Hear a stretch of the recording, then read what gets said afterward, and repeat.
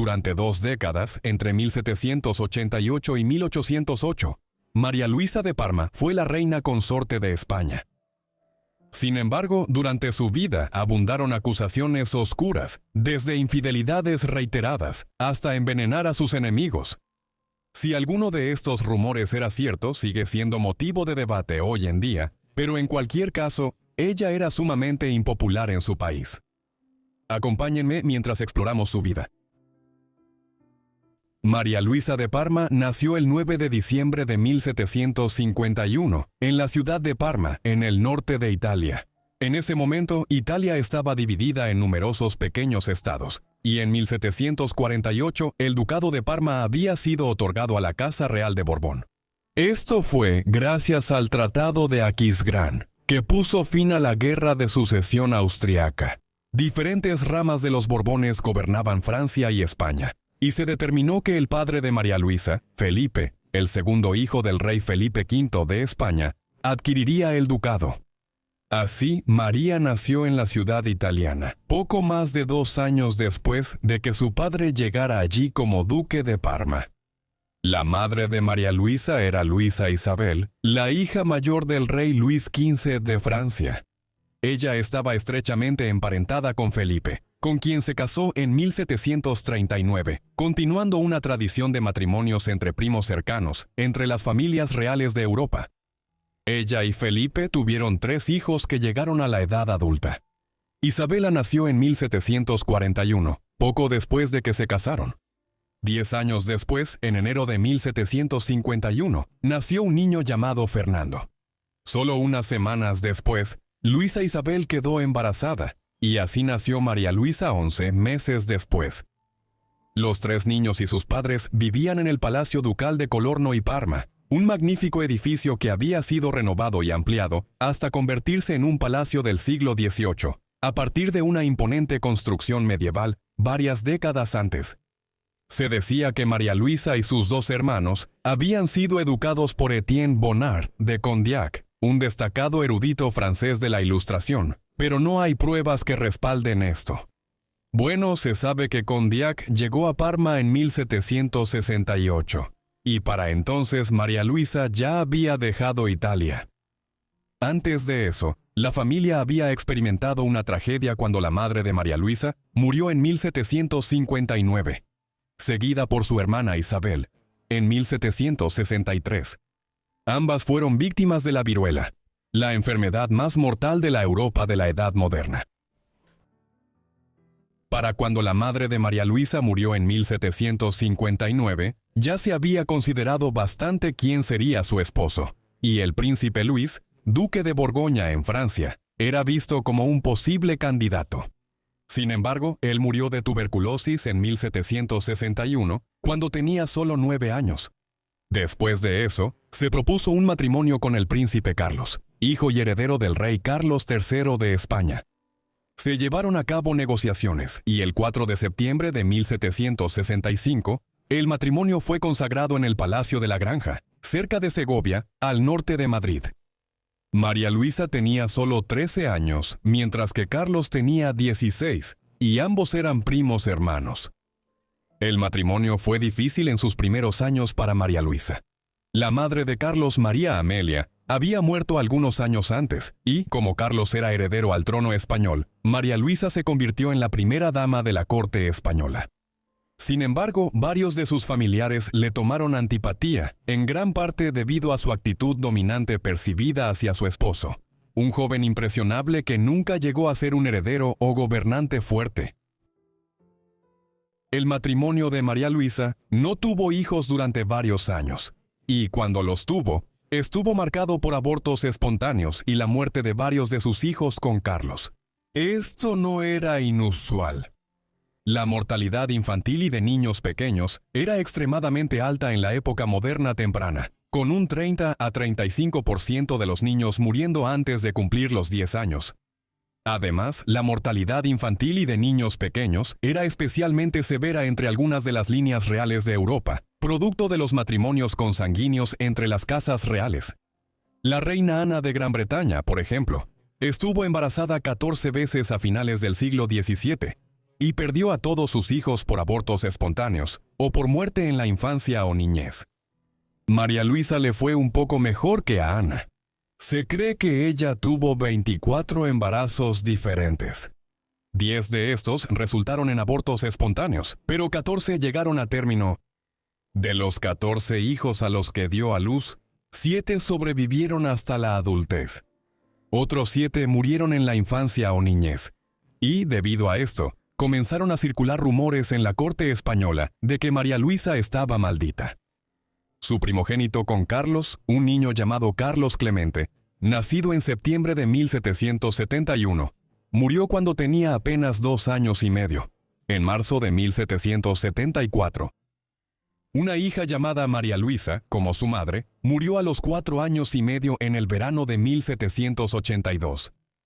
Gemelos llamados Carlos y Felipe, usando las versiones hispánicas de sus nombres, nacieron en septiembre de 1783 en Neinonomese, pero eran enfermizos desde su nacimiento, y ambos murieron con 3 semanas y media de diferencia en 1784.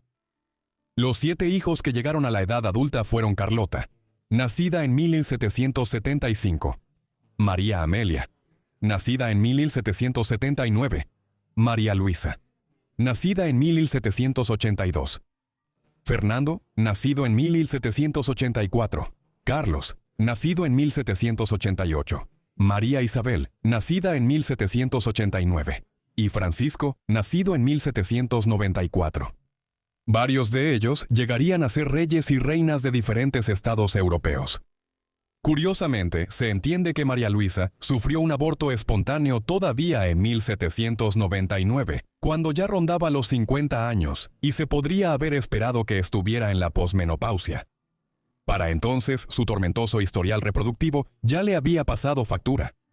Aunque se la consideraba una mujer atractiva en la década de 1770, cuando tenía 20 y tantos años, para la década de 1780, María Luisa ya estaba envejecida prematuramente.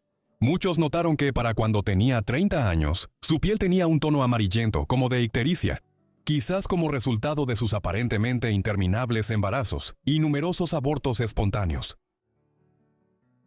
El suegro de María Luisa, el rey Carlos III, murió en el invierno de 1788, y su esposo ascendió al trono como el rey Carlos IV.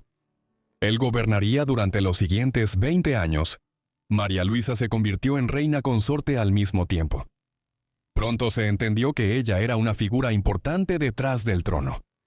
Su esposo no era un gobernante fuerte y fue dominado por su esposa. Por ejemplo, asistió a la primera reunión con los consejeros de Estado en 1788 y dejó en claro que tenía la intención de participar en el gobierno del país, algo que continuó durante todo el reinado. Carlos estaba conforme con permitir esto, ya que sus pasiones se centraban principalmente en la caza y otras actividades recreativas propias de la aristocracia. Por su parte, María Luisa desempeñó un papel mucho más importante en los asuntos del Estado y, en particular, en la promoción de la educación y la cultura en España. Además, fue la principal mecenas de Francisco Goya, quien se convirtió en el pintor oficial de la corte en la década de 1790. Durante la vida de María Luisa en la corte, hubo interminables acusaciones susurradas a puerta cerrada de que mantenía relaciones extramatrimoniales con muchos amantes. Un rumor específico alegaba que ella tenía un romance con Manuel de Godoy, un joven que en la década de 1790 llegó a ser primer ministro de España como secretario de Estado. Su juventud, rápido ascenso al poder y el patrocinio de la reina, junto con su estrecha relación con ella, dieron lugar a intensas sospechas de que ambos mantenían un romance durante muchos años. Además, María Luisa dependía emocionalmente de Godoy en tiempos turbulentos, como cuando perdió a sus hijos y durante la depresión causada por su menopausia. También se rumoraba que Godoy era el padre biológico de varios de sus hijos, y el confesor de la reina escribió en su testamento que ninguno de sus hijos e hijas, ninguno era fruto del matrimonio legítimo.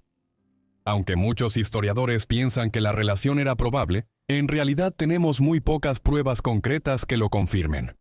Estas acusaciones parecen haber sido tan frecuentes debido a los celos entre los rivales de Godoy por el poder, y porque la reina estaba superando las limitaciones impuestas a las mujeres en un mundo dominado por los hombres. La ola de rumores maliciosos también se extendió a las relaciones de María Luisa con varias otras aristócratas femeninas de alto rango en la corte española. Por ejemplo, se sospechaba que había envenenado a María Caetana de Silva, la 13ª duquesa de Alba.